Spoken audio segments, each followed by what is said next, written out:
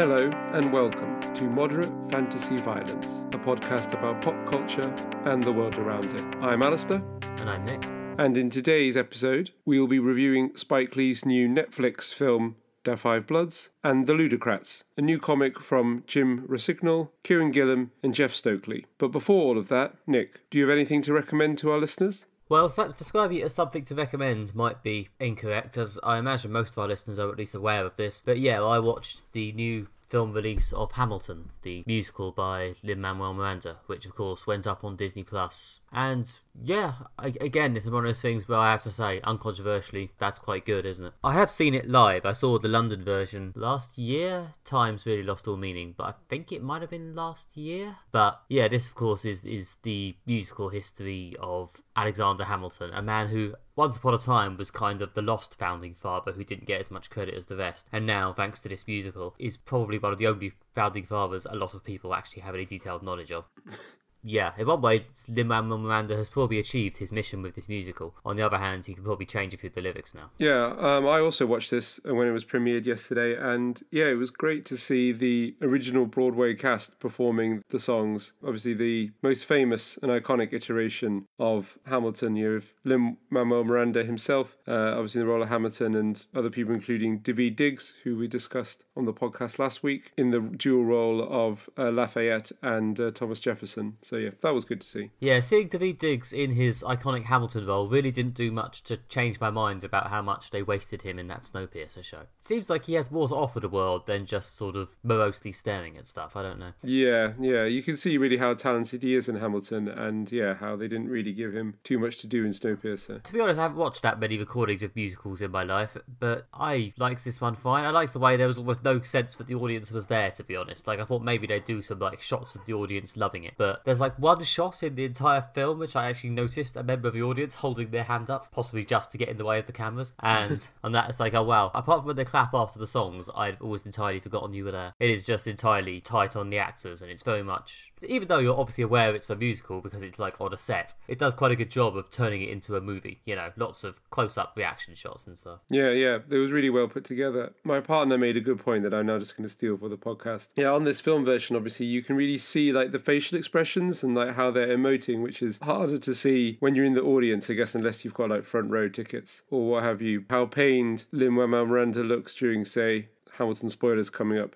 Like the song about just after his son has died, or things like that, yeah, how much he is emoting and how well he can act, which is something you can really appreciate in these close-ups. Yeah, no, that whole second act sequence of a series of bad things happening to Hamilton. Yeah, that's probably certainly the emotional highlights. Probably that's when you start to really have a little cry as Lin-Manuel Miranda contorts his face into suffering expressions for you. I didn't see Lin-Manuel Miranda do it. Obviously, I saw the London cast, and yeah, as you say, I was up on the balcony, obviously, because I am a mere mortal with a mortal bank account and therefore cannot afford to be towards the front in Hamilton. And you can't really, as you say, you can't get a tight read on those facial expressions. You can just see the arms waving around and a little bit of vague, are they happy, are they sad? Yeah. So yeah, well, it was good to get a close view of it. I've no idea if they're now going to attempt to do like a fully realised like big budget movie version with like sets and CGI or something, or if they really are just going to allow this to be the definitive version. I imagine the fans would probably rather they did. Yeah, I mean, you got to think that considering it's like so spectacularly successful, the musical, and it's been such a huge hit, that obviously there must be like film companies absolutely creaming at the opportunity to make a film of Hamilton because of the amount of money they see in it. And then obviously so many really famous Broadway stage shows have been made into films,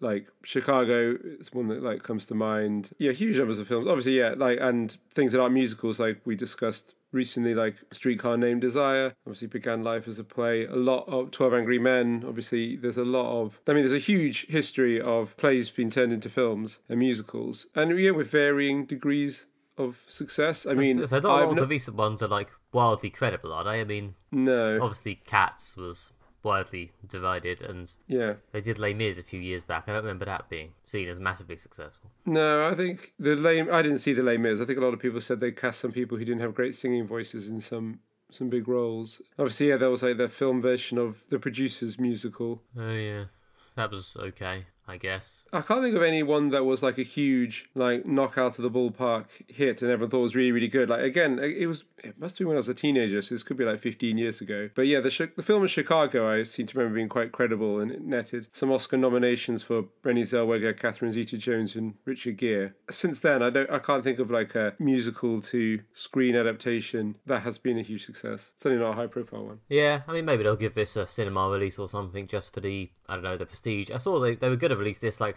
later next year, weren't they? But it was brought dramatically forward to give us all something to look forward to. Or maybe Team Hamilton concluded it was actually better for their profile to have this out there during this long period where they can't actually perform the show. Yeah. I don't know. I'm sure there's a strategic decision in there somewhere. Or maybe Disney just piled up the money. Yeah, well, it keeps the brand alive, and it keeps everyone aware of, Hamilton. It increases its cultural cachet, especially when there's not musicals being performed right now. And also, it was just something nice. It was like actually a nice treat during these dark and slightly boring times. Like, oh, something actually, because of this, someone's actually brought something out that wouldn't have been available otherwise that we can all enjoy. Like, oh, joy. I remember that feeling. I know. Now we've got left to wonder is if they'll bring New Mutants forward. An equally significant cultural moment. Surely, if New Mutants was good, they would have released it by now. This is my theory. I have nothing to back it up. But surely if New Mutants was like well known to be bad, they'd have just stuck it out on Disney Plus by now. Yeah. I mean, my theory is that it's really not very good, and they just don't want to release it at all because they're worried it's going to get absolutely panned and no one's going to see it. Just shit it out then. Just get it out of the way or don't release it at all. Yeah, well, maybe they just won't release it at all. Maybe Disney, because now it's officially a Disney property, would be the first Disney X-Men movie, and then so View would be, we're not starting the Disney X-Men thing off with the turkey. Wasn't the first Disney X-Men movie technically Dark Phoenix? Hasn't the flaming turkey already flown? Oh right, I thought that came out just before. But actually, no, you might be right. It's not a memorable film. No.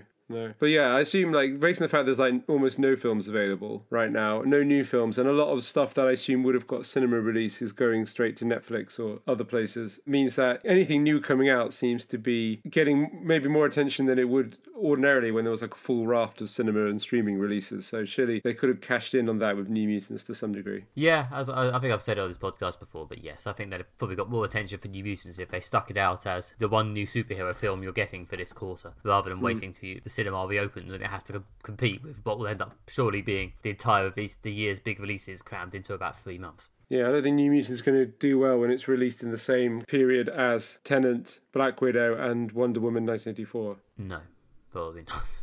Anyway, before we drifted a tad from Hamilton here, Alastair, what have you consumed in the last 2 weeks? Well, funny enough, speaking also of musicals, and also speaking of things that probably would have got a cinema release had these been more normal times, but has gone straight to Netflix. I watched Eurovision Song Contest, the story of Fire Saga. Again, you've probably seen adverts for it or being pushed on your Netflix login screen. This is a completely ridiculous film starring Will Ferrell and Rachel McAdams as two Icelandic synthy songwriters who formed a band called Fire Saga, mainly because it's the Will Ferrell's character's dream to win the Eurovision Song Contest. And through a series of ridiculous mishaps, they end up being chosen as Iceland's entry into the Eurovision Song Contest and then going to Scotland for some reason.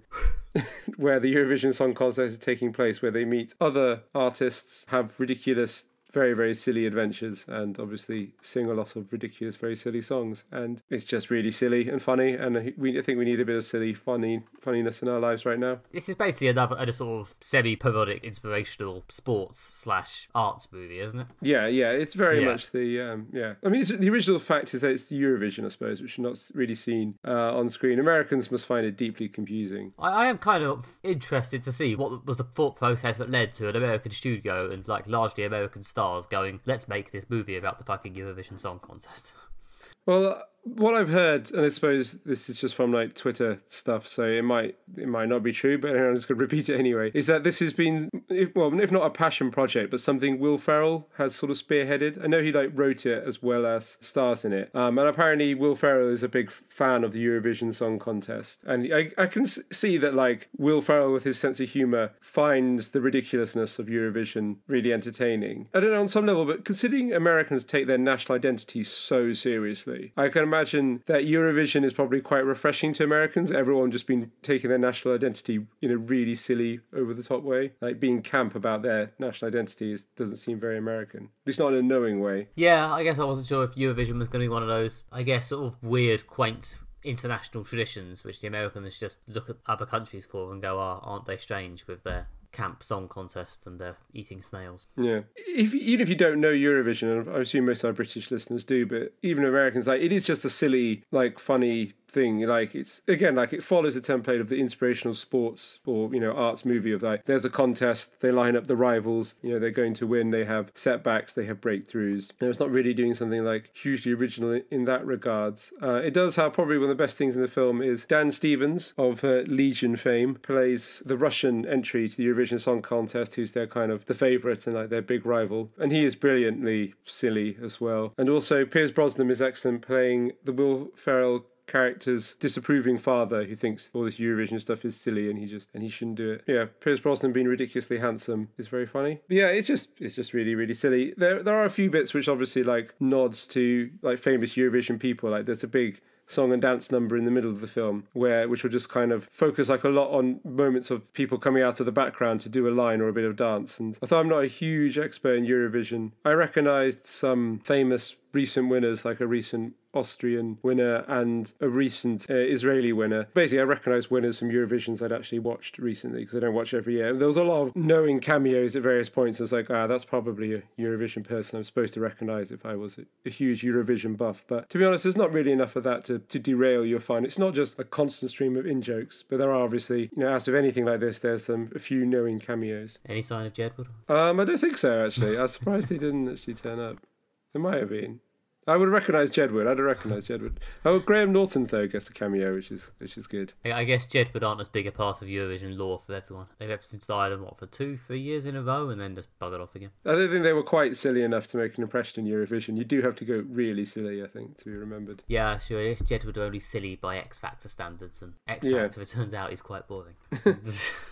I mean, considering when you watch Eurovision, like, each year there's always, like, there's a lot of quite bland ballads and there's a lot of, like, fairly generic Europop. And then every so often there's, like, just one thing that's kind of crazy, such as, like, Russian grandmas singing or something like that. Yeah, my friend, who is a massive Eurovision fan, who I don't think listens to this podcast, but if you do, hi Dave, I think has watched this film and endorsed it as a reasonable good time. He didn't seem massively offended by it anyway. Considering Eurovision isn't happening this year, this is probably will fill the Eurovision-shaped hole in your life. It's probably come across to the right time for that. Even though obviously this is, I believe, made by Netflix, as well as on Netflix. But I assume it would have got some kind of general cinema release in that, Will Ferrell and Rachel McAdams are famous enough to launch a film on their own right. Will Ferrell there certainly was a time when he was probably the most famous comedic performer, in the world, Hollywood's leading funny man. I don't know, that might have slipped to someone else more recently, but he is still amongst probably one of the most famous comedic actors in the world and easily capable of launching a film under his own name. So I assume this would have been in the cinema. Yeah,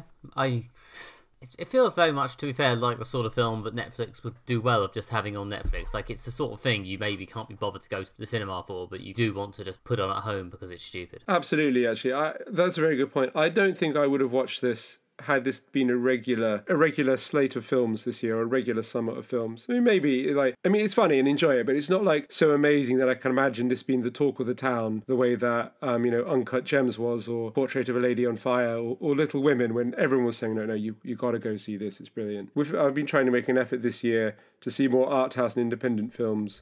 That went well for about a month, and then all the cinemas shut. So I don't think I'd have necessarily prioritised this over maybe an interesting German film that got a good write-up in Little White Lies or something like that. But while we're all stuck at home with nothing to do, I can highly recommend Eurovision. It is funny. I mean, considering that the first 3 things we're covering on the podcast this week are all films that have dropped directly onto streaming, and they're all, reasonably credible. There's, the Hamilton film, a new Will Ferrell comedy, and the new Spike Lee movie, and they're all direct to a streaming service. Yeah. But was that Spike Lee movie any good? Okay, and today's first big review, we're going to talk about Da 5 Bloods, the new Spike Lee movie which has gone direct to Netflix. This is the story of 4 black Vietnam veterans who have returned to the country after decades away, allegedly to recover the body of their former comrade Stormin Norman, who was left behind but in actual fact also to find and recover some gold which was left there from a crashed CIA plane back when they were out in the field. And yet this is a pretty big new release. This is a big credible movie by a big credible director, which is still coming out despite the general cinema shutdown. This stars Delroy Lindo, Clark Peters, Norm Lewis, Isaiah Whitlock Jr. and Jonathan Majors as, well, kind of the titular Five Bloods, along with Chadwick Boseman as their dead former comrade. And yeah, it's a treasure hunt movie. It's a will they turn on each other over the money type movie, along with a lot of commentary via lectures and cut-ins of varying levels of subtlety about black history around the Vietnam War and how America seems suspiciously willing to throw its young black men out to be killed. So yeah, it's one of those films that offers an odd combination of angry, meaningful commentary and ridiculous action and satire. We've seen it. Alastair, what did you think? So I'm a big fan of Spike Lee's films, or joints, as they're often referred to, because at the start of each film it says a Spike Lee joint, not a Spike Lee film, usually. Yeah, I'm a big fan of his work, going back to his stuff in the 80s, like Do the Right Thing. And yeah, he's done a lot of great films over the years. But yeah, recently he's sort of come back to the forefront with making some very political films. I mean, he's usually a very political director, but even more so in the age of Trump, he seems to have, really found his angry voice again. Not that it ever went away, but you can see he certainly redoubled his passions for filmmaking. A few years ago, released Black Klansmen, which was brilliant and nominated for quite a few Oscars. This is sort of in some ways seen as the follow-up to this, as it's another film taking a really hard look at American history and its relation to race and the history of black people in America, of which Vietnam is a really big part, and also I think a really overlooked part. I'm really struggling to think of a film that's only a high profile film that's about black soldiers in Vietnam. I can't really think of one. Obviously lots of films have black soldiers in them. Apocalypse Now is obviously young Lawrence Fishburne and other black actors. There's black soldiers in Platoon and other Vietnam movies, but I can't think of one that really focuses on the experience of being black in Vietnam. And obviously this film has come out right now, at a moment of increased activism around Black Lives Matter, and it's a really timely, really powerful film.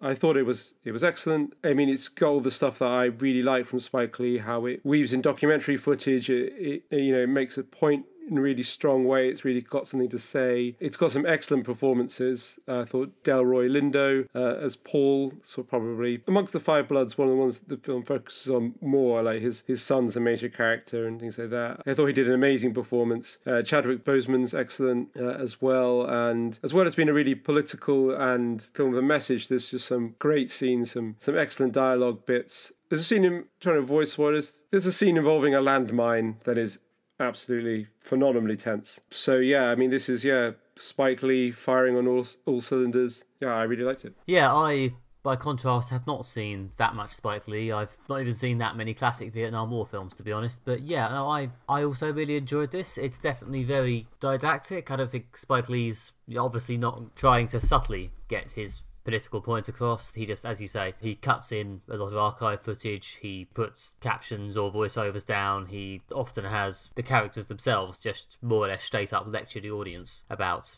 the issues at hand. But yeah, I've still found it kind of compelling, and I found most of the sort of weird flourishes, even though they arguably do kind of break the narrative flow of it a bit, mostly just made it all seem like more of a unique experience for me. But it helps that the basic treasure hunt stuff, the sort of will they turn on each other, when will the one guy who's clearly a sort of unstable element, the Paul character, as you mentioned, played by Delroy Lindo, who, he's definitely got the most sort of performance material to work with. If there's a weakness in this film, it is possibly that of the Five Bloods, I'd say only two of them get a huge amount of characterization. Yeah, I think that's fair. I mean, I guess with a film with five main characters, you find out a bit more about Storm and Norman, but it's mainly how Storm and Norman's viewed from the perspective of the others. You do get a bit about Otis, the Clark Peters character, who's the sort of the one who's kind of holding the group together. I mean, you get bits for all of them, but like I say, it does mainly focus on Paul as the character with the most meaty characterization and the kind of the most complex story of them. Well, yeah, Paul has the most complex story, and Otis, as you say, the Clark Peters character, always loved Clark Peters ever since I first saw him in The Wire. Who gets the most sort of relatable to the audience moments. He's the one we're sort of encouraged to relate to. Yeah, and those are the two who probably get the most material. There's Paul's son gets a decent bit of material, mostly partly as a sort of extension of Paul. The other two get a bit boned, to be honest. It's quite a long film, and I think pretty much everyone I've spoken to about this film who's seen it, the vague impression they've always given is, I liked it, could have been a bit shorter. And They're probably right. It is quite long, I guess. And maybe some of the intro before they actually get to the proper treasure hunt could probably be trimmed down a bit. I mean, the trouble is, a lot of the stuff which I liked, the sort of arguably slightly indulgent flourishes, the flashbacks, the cut-in archive footage, the noodling around, is probably the stuff that would be most easy to cut. Yeah, I mean, I do agree that it could probably have been tightened up a bit. It is quite a long film. Generally, that's my view, is usually like tighten things down, make them shorter where possible. I do really think that like the directorial flourishes are the bits that are really Spike Lee about this film, that like, you know, his use of documentary footage, cutting in things like photography and bits of actual history, everything from, you know, there's kind of various bits. There's a bit when they're talking about a famous hurdler, I think, or Olympic runner, and then obviously they bring up a picture of him and have like, you know, there's a sort of short biographical information piece. And yeah, like there's the flashbacks, things like that. But although those bits made it longer, they are the really kind of bits that's what made this like a Spike Lee joint. I do think it should be shorter, but also like the world doesn't need more just the kind of Vietnam films are just about Vietnam, whereas like this one was really like not only about the black experience in Vietnam, which obviously is having 5 black actors and black characters at the core is unusual, but also the way not only it wasn't just about the experience of these men in Vietnam, it kind of, what Spike Lee does so well is he links his film into like this kind of broader narrative about black history, you know, bringing in stuff like the civil rights movement that was happening in America at the time. There's a really powerful scene when they flash back to Vietnam and they hear on the radio that Martin Luther King's been assassinated, and how they kind of completely go to pieces, and it's the Storm and Norman character who holds them together, also by giving them almost like a sense of pride in themselves. All those bits are kind of like the real like Spike Lee-ness of it, which I didn't mind the length, I guess, in that if it was to achieve all those sort of interesting detours and flourishes. Yeah, I mean, as I often do when I have to watch longish films on Netflix, I did watch it in 2 sittings. If you want to do this, there's quite a good stopping point at about 50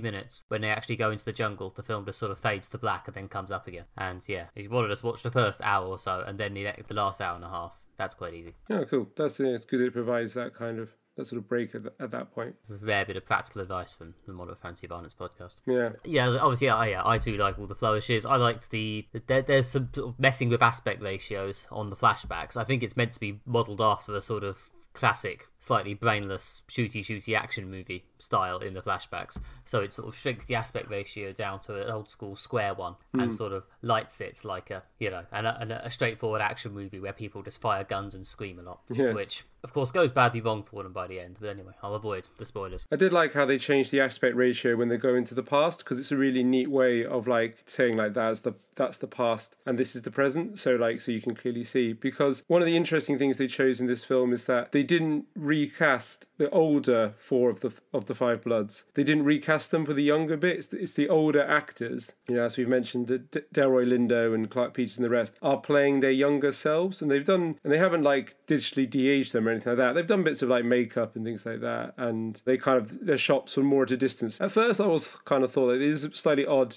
directorial choice to have these kind of older people kind of paying characters supposed to be in their like early 20s, but it sort of worked on some level, but partly because of, again, it becomes much more stylized when it goes into the past. And these things are distracting regardless. I mean, apart from recasting them, which obviously would have required probably a lot more time and even more time spent getting to grips with who they individually are. It's either have the old guys play the young ones, which would be distracting, or do a load of digital de-aging, which is also distracting. I'm happy with the route he went. It's audacious, but I can respect him for fully committing to it. I liked how they shot Chadwick Boseman. This is a point I'm sort of stealing from Bob Chipman, a movie reviewer I've stolen material from before. Good reviewer. But yeah, how they sort of always shot him from below, like lit from behind, like he's still in a Marvel film. Sort of really using the sort of messiah figure he kind of is, or has become in his Marvel role, playing a sort of a character who the surviving Bloods also view as a kind of messiah. I didn't actually notice that he was like shot like a Marvel film and lit like a Marvel film, but I did really get that sense that like, they were riffing off how, you know, he's played a character called Black Panther, which obviously is a name that resonates a lot in the civil rights period, and also the fact that he's got this almost sort of like legendary status. You know, when the way they talk about him, it's kind of, you only really see Storm and Norman from their perspectives, and they've kind of grown him out of the person that he was into this kind of mythical figure who sort of watches over them and, you know, looks after them. And obviously that piece of casting works really well with Chadwick Boseman, who is also a very good actor and does like a great performance in this film. Yeah, most of the sort of great performance points I've seen handed out for this film have been for Delroy Lindo as Paul, who does steal it a bit. He does get a lot of the more intense acting material here, and he gets sort of to be the biggest disruptive element in the team, and when he turns out to be a disruptive person, it's not really a twist or a shock. He's kind of flagged up as being a bit unstable from the beginning. Yeah. In fact, if anything, the journey you might sort of expect happens in reverse, in that the moment where he gets, again, skirting around spoilers, a note of grace or a note of understanding isn't till the very, very end.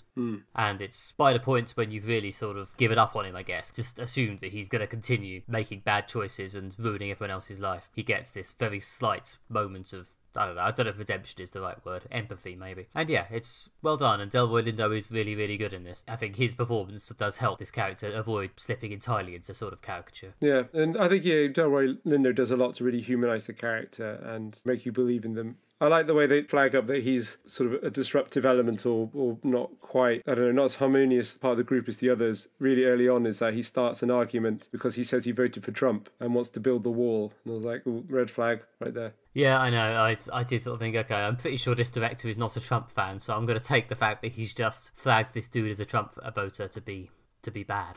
Yeah. Yeah, and then of course he plods around the jungle wearing his MAGA hat, which is all very good.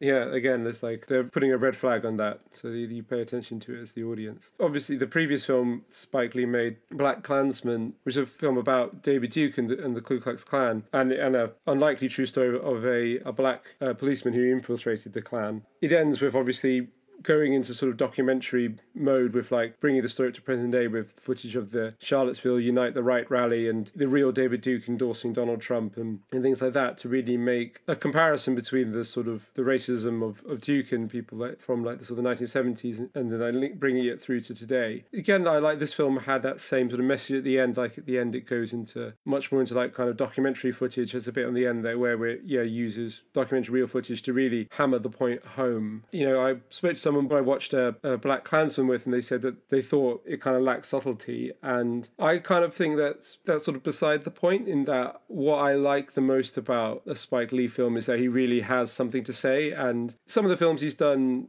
in the past, I mean, he's done lots of films with really strong messages about race and politics, like Do the Right Thing. He made a film, biography of Malcolm X, which is obviously very political. But yeah, films like the 25th Hour, which is, although an interesting film, felt it just didn't have that kind of burning, I've got something to say about America. Whereas in the Trump years, Spike Lee really has got something to say, and he's saying it loud and clear. And I really like this kind of wave of his films that have come out along this. So yeah. In a way, even Spike Lee maybe couldn't have directly foreseen. Obviously, it sort of ties back into current events fairly aggressively towards the end. Yeah, there is a Black Lives Matter bit on the end. I'm guessing when he was making this film, it was merely something that had happened in the recent-ish past, but obviously, as coincidence would have it, has also come roaring back just as the film actually comes out. And there's lots about Vietnam as well, actually. It's not like this film like erases the experience of the Vietnamese in Vietnam. There's some characters who are searching and finding unexploded ordnance and landmines and stuff, of which there's real problem with that in Vietnam. And obviously, and looking after children who've been injured by the colossal quantity of ordnance that America dropped in Vietnam, and a lot of it's still lying around. There's a younger Vietnamese character whose father was in the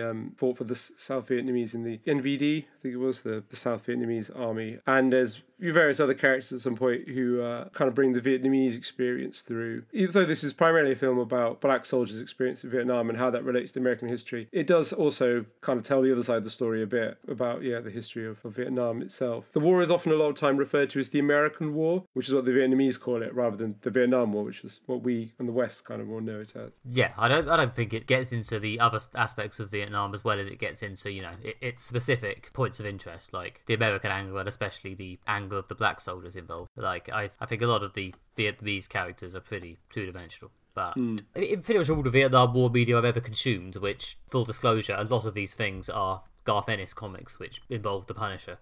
I've never really seen the Vietnam War as having a point. I pretty much got the narrative from all the Vietnam media I was able to read by the time I was able to read is Vietnam War particularly pointless even by war standards. I think it's a reasonable takeaway. I mean, I recently watched, and it's on Netflix as well, and if you watched The Five Bloods and really want to find out more about Vietnam, there's Ken Burns' epic, 20-hour long, 10-part documentary series about the Vietnam War that kind of covers every aspect of the war you could possibly hope to cover. It has bits on the African American experience in Vietnam. It certainly brings in civil rights and the anti-Vietnam War protests, and a lot of stuff that's hinted at quickly, such as Vietnam protesters being shot by the National Guard. There's obviously a lot of that which is addressed briefly in the film, and particularly famous, although the name escapes me, American massacre of civilians in Vietnam, which is brought up at one point by a Vietnamese character to the Paul character. Yeah, so if you want to find out more about all that and you're trapped inside with nowhere to go and nothing to do, then you can dig into the Ken Burns epic Vietnam documentary. If you're trapped inside and you have 20 hours to kill, your choices between Eurovision, Hamilton, The Five Bloods, or 20 hours of Vietnam documentaries. Well, why not all of the above? It's true. Although the pubs have allegedly reopened, there's still no sign of my life getting any busier. I mean, to be honest, I mostly came away from this thinking I should probably get around to watching more Spike Lee movies. Annoyingly, Black Klansman doesn't seem to be on any of the streaming services I have. I'd certainly recommend watching Do the Right Thing, which is obviously to see what younger Spike Lee was like. He's not like a hugely prolific filmmaker, because he's been doing films for a while, but he does have a lot of great ones. Summer of Sam is another good one. Wait, he made the American adaptation of Oldboy? Yes, I believe he did, although I've not seen that. I've not heard good things, to be honest. That wasn't, I guess, one to write home about. I mean, he's a very cine-literate director. He clearly knows film really well, and as well as history and stuff. And I did like in The Five Bloods, there's a lot of nods to other kind of famous war movies. There's a bit when there's Ride of the Valkyries playing, obviously, which is a direct nod to Apocalypse Now. Could be one of the most famous Vietnam movies ever made. There's a bit when a character just kind of says madness in a particularly haunting way, which is reference to Bridge on the River Kwai, absolutely excellent David Lean film about the Second World War. Obviously, there's a lot of nods to more recent film like Three Kings, in that a film about soldiers trying to steal a big load of gold during a war. There's various other nods to other Vietnam movies. I think Mark Kermode in his review said that there's a kind of feel of the Dirty Dozen about it. The Five Bloods. Yeah, it's kind of got that thematic thing. Or The Great Escape, these kind of war movies based around sort of the friendship of a tight military unit. There's other nods to old films in this and that. I felt that the music and the score was quite an old-fashioned musical score you might get in the 70s or so, or like a lot of Vietnam movies when they started coming out. This kind of, the score was seen quite old school, and there's a lot of period music used in it as well, and things like the titles and the coloration really look kind of retro in it, which is clearly obviously supposed to be a nod to films of the period and older Vietnam films. So one of the things I like about Spike Lee, as well as having this kind of very political sense of filmmaking and bringing in a lot of stuff about the black experience in America, but also clearly knowing film very well and bringing in all these nods to other films and sort of little flourishes. You kind of think, I see what they did there, that's reminiscent of that film, or that sort of evokes that period.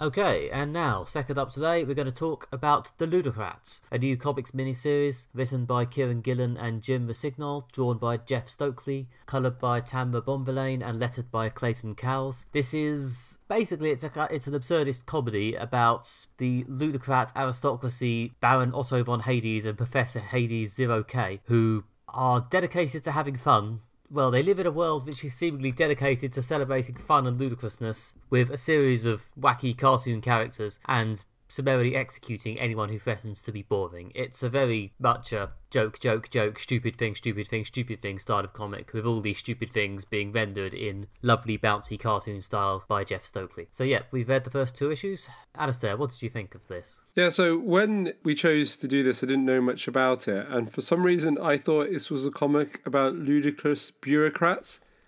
That's what I thought Ludocrats might mean. I think it's ludicrous aristocrats, yeah.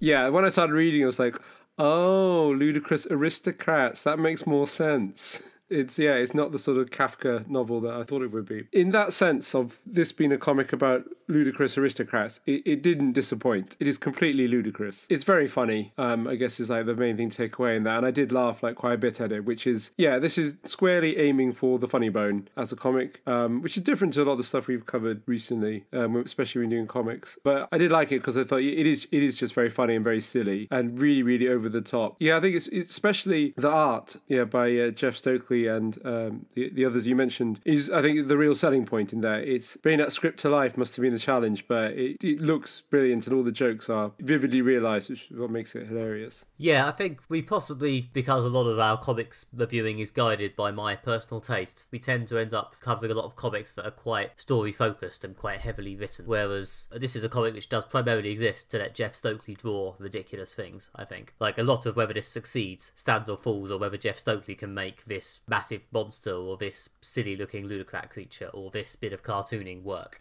And he basically does, almost without exception. The art in this is pretty gorgeous. Yeah, definitely. Yeah, it's very, very silly.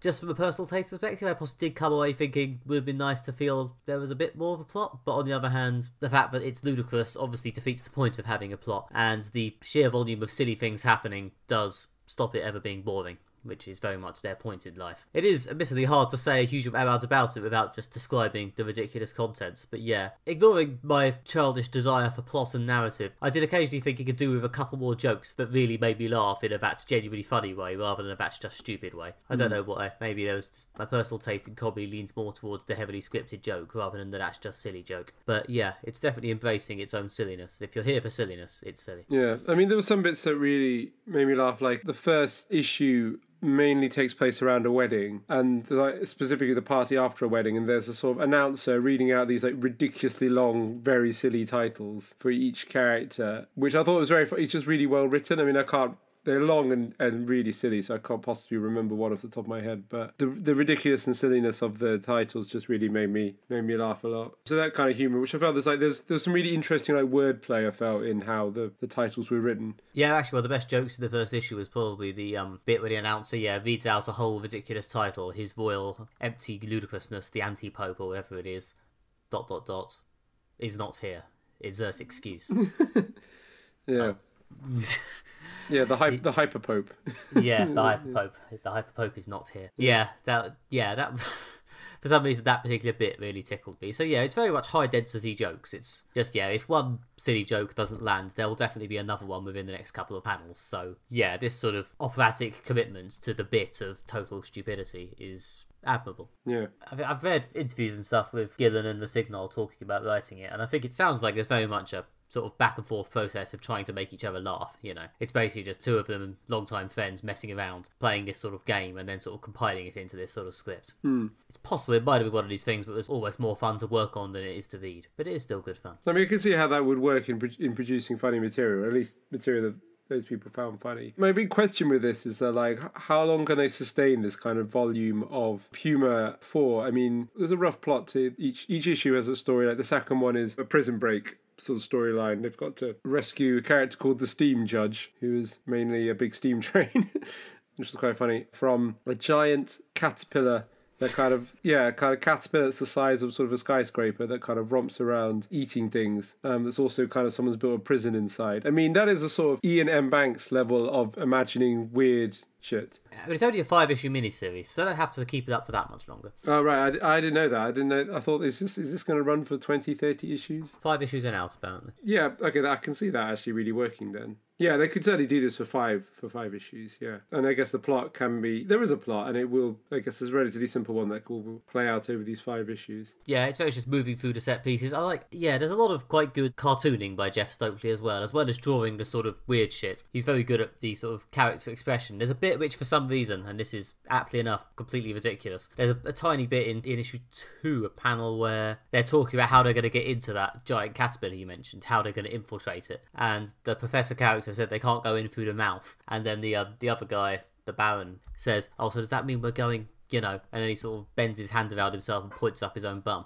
And that's quite a hard pose to draw in a single panel. I could sort of imagine how that whole image would just devolve into a sort of vague blobby shape, but no, it's a beautiful clear image of a large man reaching his hand around himself and tapping his own anus. It's beautiful. I mean, the character of Baron Otto is huge. There's no other way to say this. His bum is just massive. So it is mainly a panel of like a very big bum, which is kind of just, I don't know, it's just silly. I mean, it is big, but it's not clever, but it is funny. Yeah, I've seen a few sort of Asterix and Obelix comparisons to this, and it's a bit of a loose comparison in some ways. It's a very visual comparison. You know, I can see how you get Asterix and Obelix if you were gonna just look at the characters. I'm sort of waiting for the Asterix character, the professor, to do a bit more, to be honest. I think the Baron is dominating the narrative so far. I mean, he's such a loud, big character. I mean, I guess he is like the main character, and that the plot, such that it is about him wanting to win the love, or possibly just spend the night with this steam judge, a giant sexy lady train. I mean, there's no other really way to describe it. This is going to be a deeply confusing episode to people who haven't read this comic. But yeah, I don't know, maybe Google some pictures to see that, yeah, it is a giant sexy lady train. Yeah, so it's mainly him trying to win the affection of this character. So Otto is the main character, but it's funny. One of my only real criticism is that he is kind of like the obvious character for what is like an absurdist story, in that this kind of big flamboyant aristocrat who's over the top and kind of bouncy and virile and constantly fighting or shagging, a cross between Lord Byron and Brian Blessed sort of character, which is the sort of, I mean, it's the kind of the obvious character for this sort of story. Not that it's not funny. I found the Professor Hades character a bit more interesting because it just felt like a bit different to what you'd expect from this sort of story. Yeah, I know what you mean. He's a very straightforward character. He very much looks like exactly what he is. He starts off like that, and then 2 issues later, he's still doing it. Yeah, I'll be interested to see. Although the creators have always given these interviews about this with their tongue in cheek and like, yes, we know it's stupid. It'll continue to be stupid. Whether it actually is going to develop towards anyone learning any serious lessons or having any major character growth by the end of the 5 issues, or if they are going to be dedicated to just keeping it light and stupid for the entire run. Yeah, I mean, in some ways, it's what it sort of reminds me of is more like a very traditional kind of like sitcom sort of format, in that it's, yeah, especially like some of those like really like excellent sitcoms like Fawlty Towers or the classic series of Peep Show or Blackadder, where it's just like, or classic Simpsons, which is like joke. Like it's like they don't let up. It's just like maximum humor as much as possible. There's like no wasted, which is really funny. But like, you know, like in Blackadder or Fawlty Towers, there are characters, but there's no like character progression. Like no one ever learns anything or grows as a person. But that's not kind of the point of the show. Everyone has a character and they kind of do their funny bit in different combinations and in different ways. And it's not that it becomes dull. I mean, again, these things like, you know, like Blackadder, Fawlty Towers, they were quite short and then stopped, which is one of the reasons why they're so good. I can kind of see this working a similar way. It's like we've got these funny characters and they'll do some funny things and we'll get maximum jokes, and then it kind of comes to an end, but there's not really like growth or... It's true. Well, I mean, Blackadder famously had its sad bits at the end, but even that wasn't really character growth. That was just, you know, a crushing reminder that war is, in fact, bad. Yeah, exactly. It'd be interesting to see if they do something that's like more modern. Like I feel like, even like, yeah, we're reviewing What We Do in the Shadows recently, in that there is an element of growth and development in the characters, in that like the characters learn something and they kind of progress. It seems much more, again, like with everything in TV becoming like, you know, as we talked before, like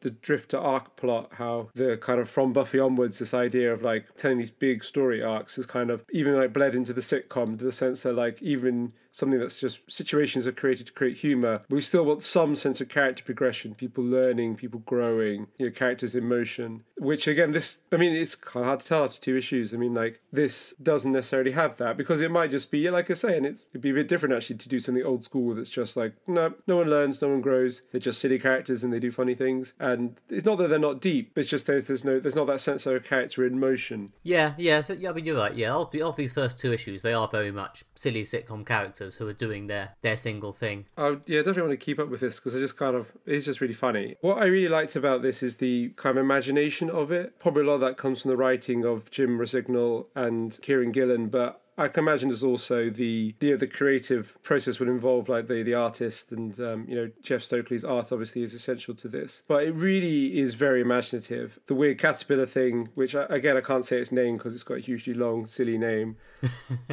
The kind of caterpillar fortress thing. I think it says at one point when it turns into a chrysalis, it will become a castle or something like that. It's just very, very silly. And all the titles and characters and the sort of background characters is this sort of character who just seems to be like a cloud of smoke, but is known for betraying people and being morally flexible. So the imagination is just brilliant. Yeah, there's pages of back matter as well, providing more details on it all. And there's a character called Professor Exposition who pops up to provide exposition, which is That was funny. about the level of on the nose you want from this. And of course, it does also work to provide the exposition. But yeah, no, I'm definitely going to read the rest of it. I'm not sure it's ever going to hit the favourite Kieran Gillen comic list, but it is a lot of fun. I do really want to see where it goes. Yeah, if only because it's so odd that I can't quite imagine where it's going to go. So I therefore have to know.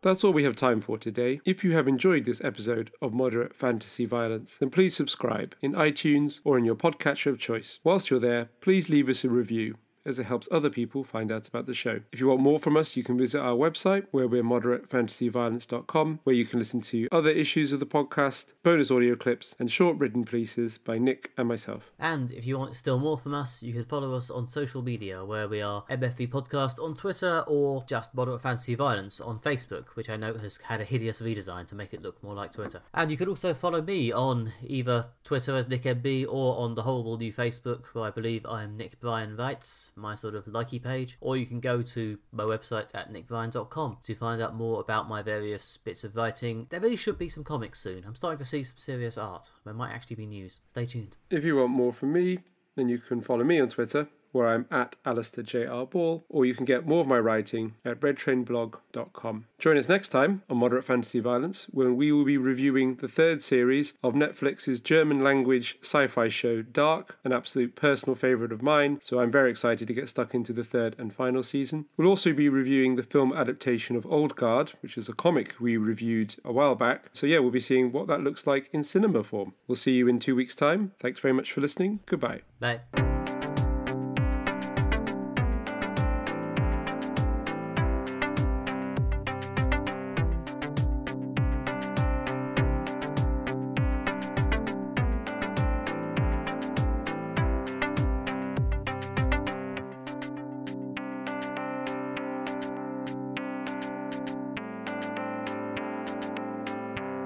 Was that Spike Lee movie any good?